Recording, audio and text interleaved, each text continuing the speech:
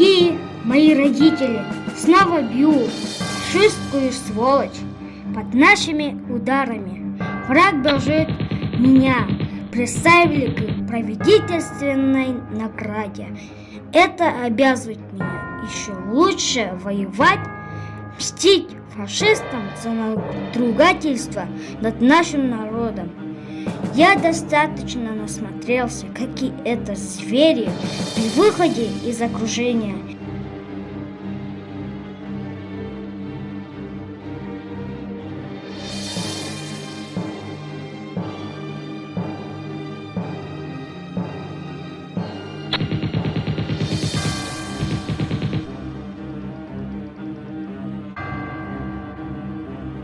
Буду рад получить от вас весточку. Ваш сын и брат Федор.